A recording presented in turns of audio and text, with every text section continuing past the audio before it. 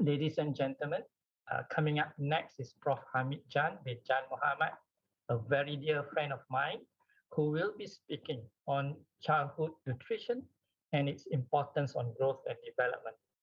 Prof. Hamid is a professor at the Nutrition and Dietetic Program at USM since year 2007.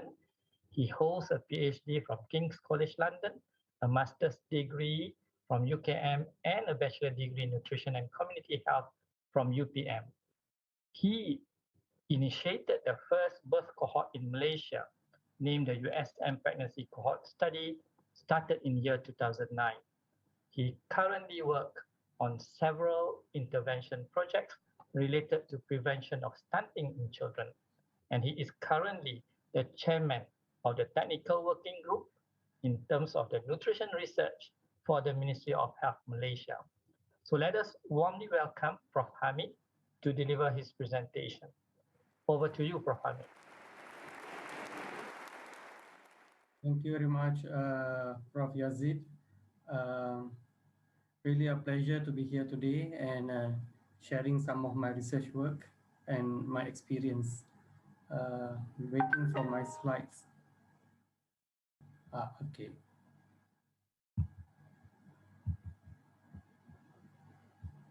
How do I enlarge this?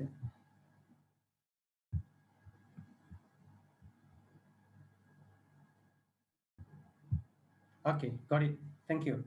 Okay, thank you very much to Dr. Sri for placing the foundation for my presentation. I think sharing the growth importance and the issues are very, very crucial, especially when you talk about children. I'll be focusing more towards the nutrition of the children. So this is one of the paper that I wrote with the team of researchers, and the title is Nutritional Support of Neurodevelopment and Cognitive Function in Infants and Young Children, an Update and Novel Insights.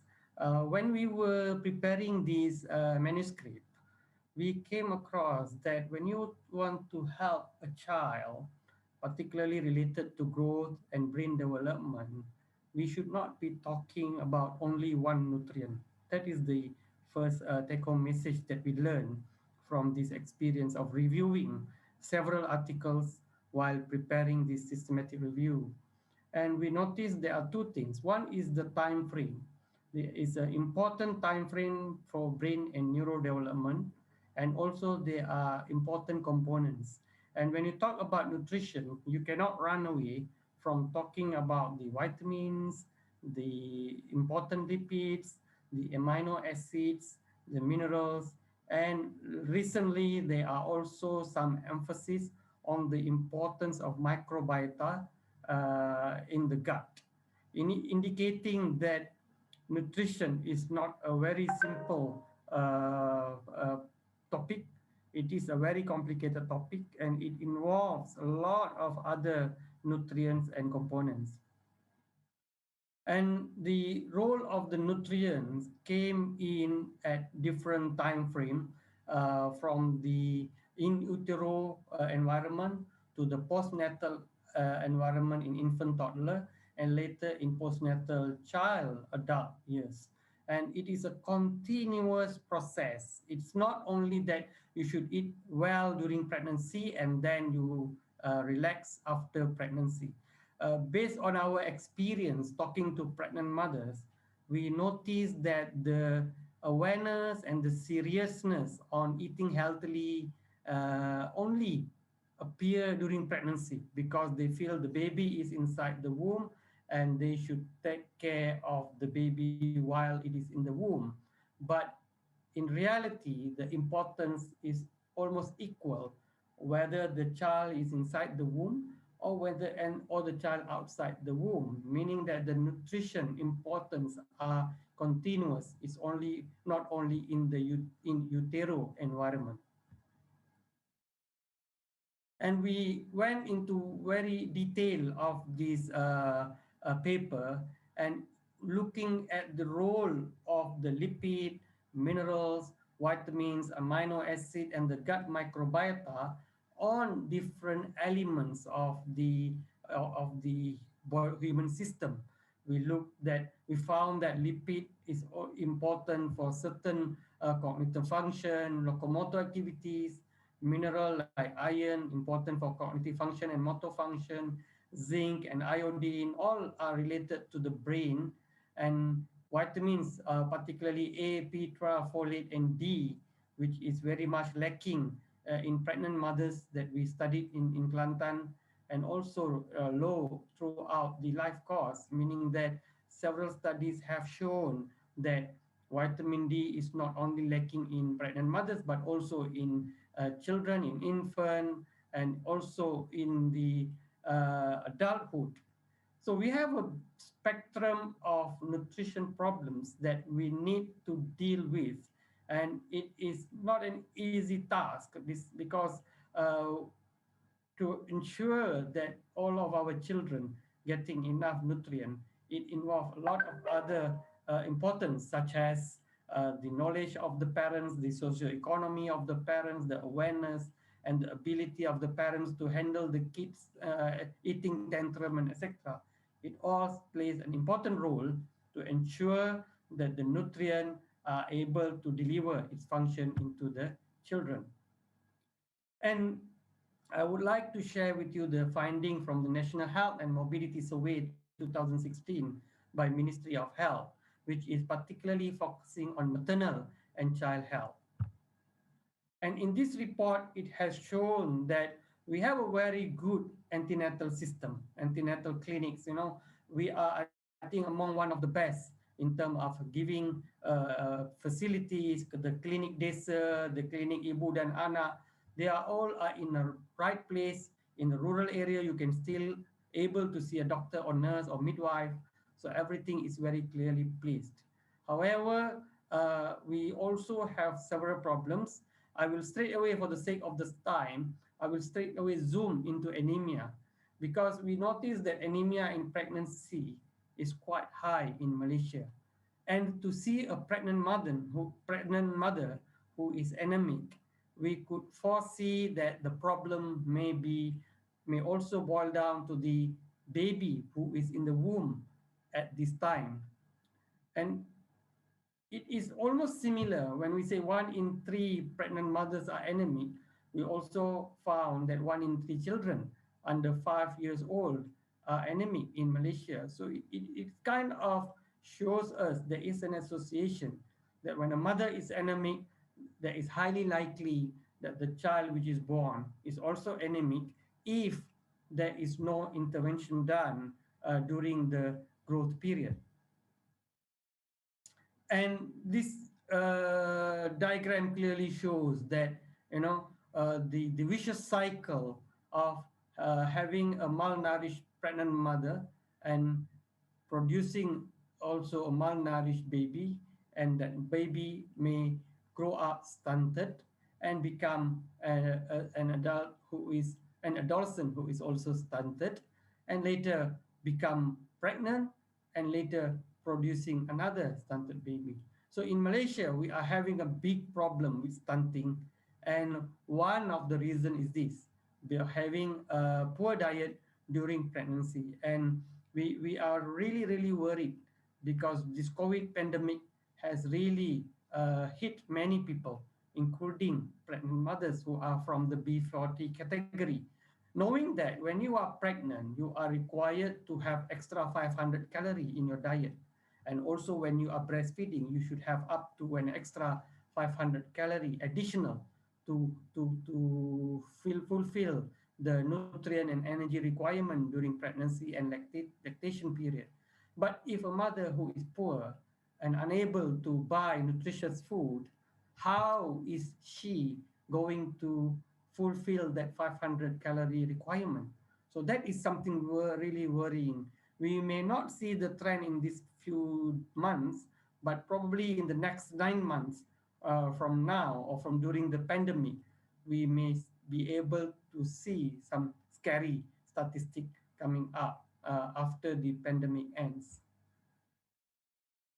And we all know how the first 1,000 days are important, how the first 9 months shape the rest of your life. Basically, The first 9 months when we are in the womb, it is the most important time because this is the time where there is a fetal programming process happening, where our pancreas, our heart, our liver, our lung and kidneys, our brain are molded inside the womb, and the molding of these essential and important organs are dependent on the health, on the nutrition of the mother that is delivered through the placenta to the baby.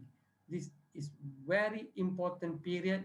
It is not really, it's not a period where you should relax and rest and let your body function naturally. No, you need to design. We do not get pregnant and produce the baby by default. We should be pregnant and deliver the baby by design. You design what kind of baby that you want to produce. And if you want to produce a good, healthy baby, then nutrition is one of the key components that will ensure that you are able to come up with a healthy pregnancy. And I've been sharing this slide almost in every of my presentation. I'm sorry if you have seen this before, but for those who are seeing this slide for the first time, please look at the gray area.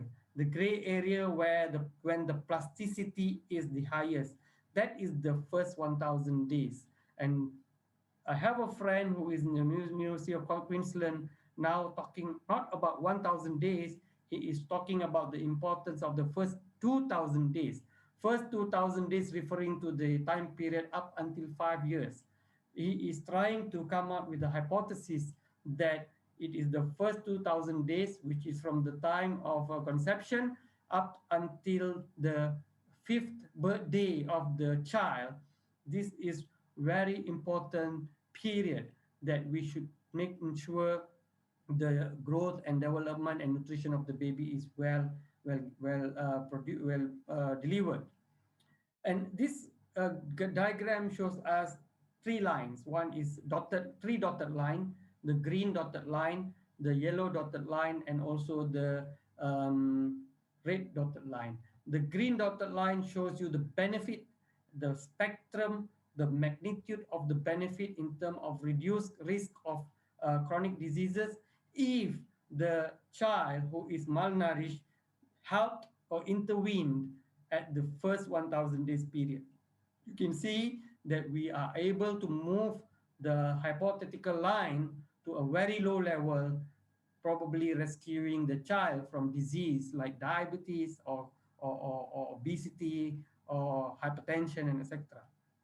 That is the first window of opportunity. The second window of opportunity is during late childhood or during adolescence period, indicated by the yellow line. You will be able to help to reduce the risk, but the benefit will not be as much as the green line.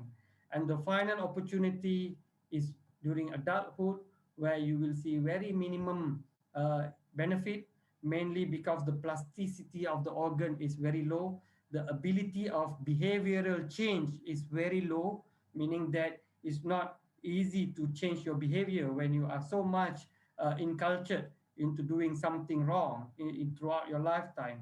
So that is a bit too late, but I'm not saying it's not possible. It is still possible, but the benefit will not be as good as when you intervene early in life. And this scientific report is showing us the importance of multiple nutrient rather than a single nutrient.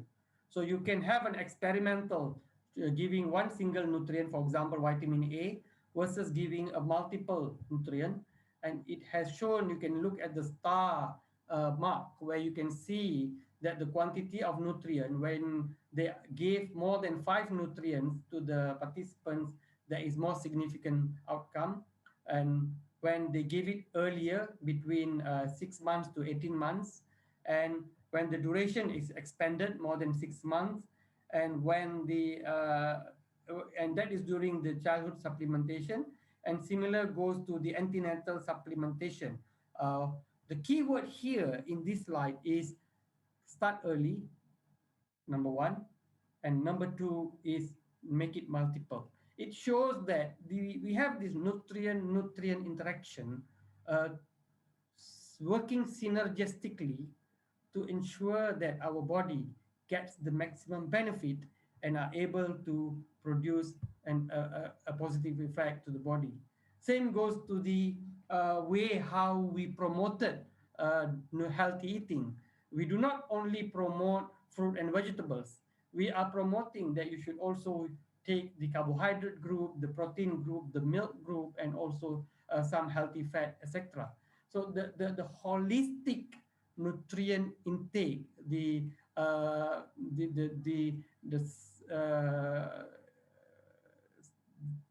the variety of food, the balanced food.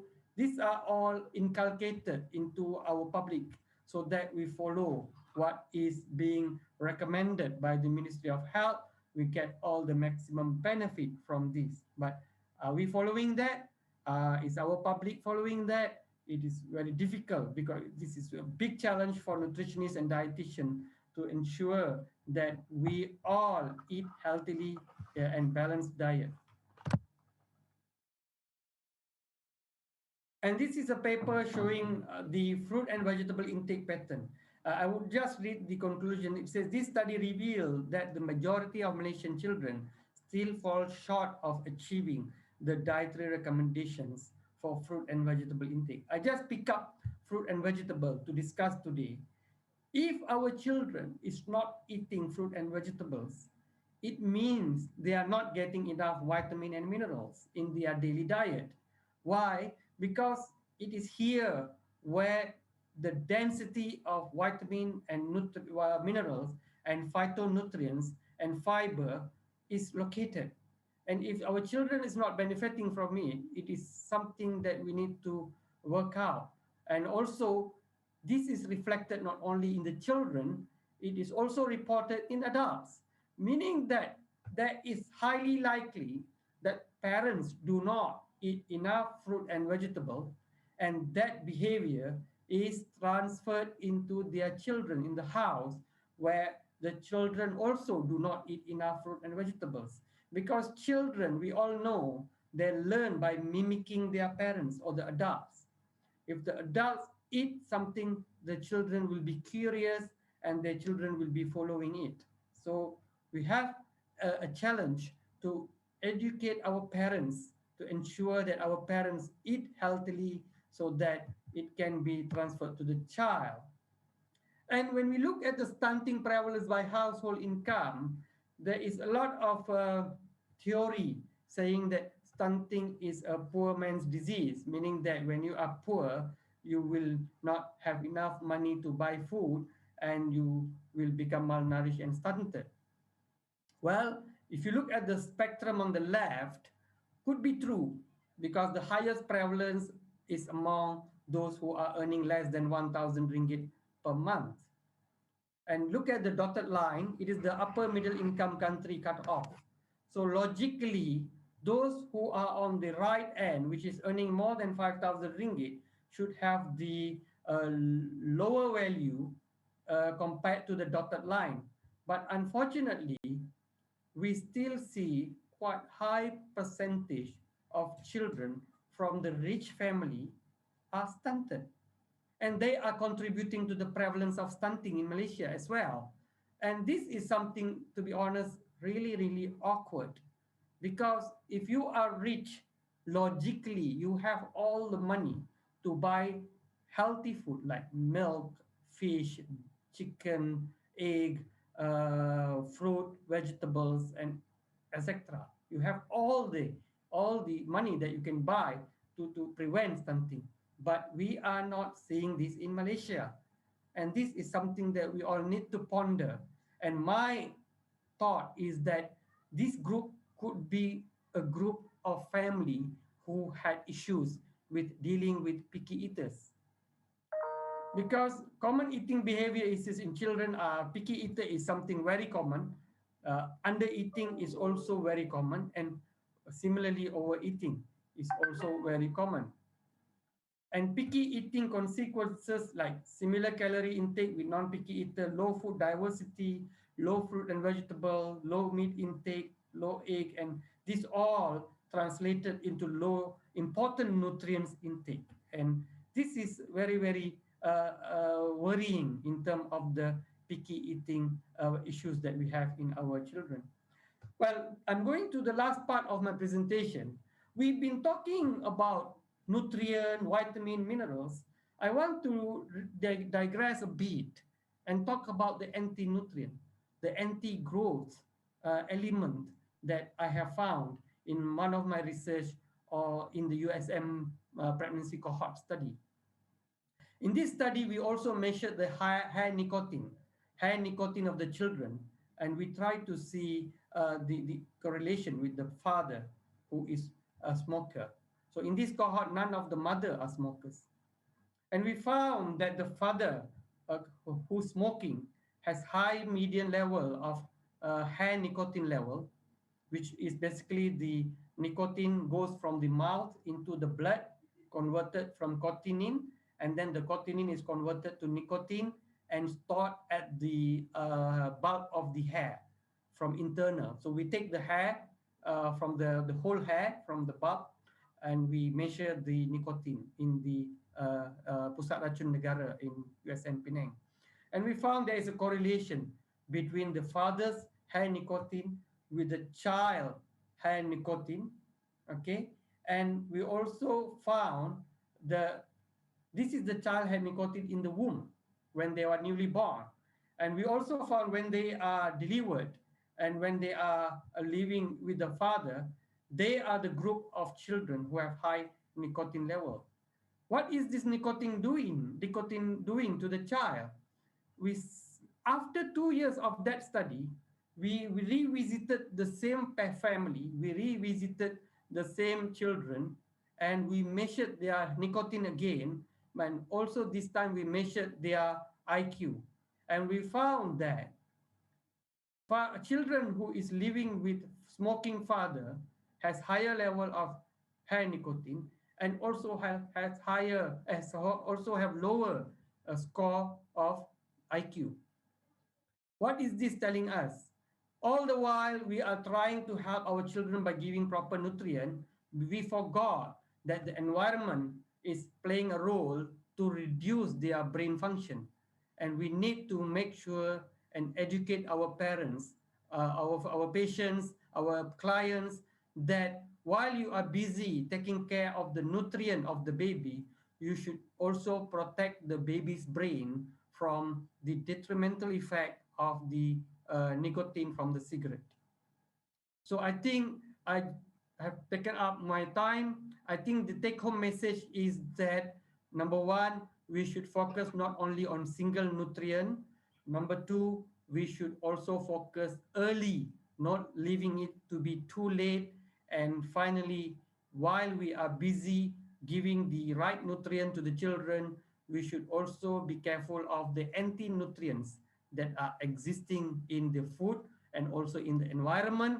And we need to make sure by having this protection from anti-nutrient, we give the full benefit of growth and development to our beloved children. And with that, I thank you very much for your time and attention.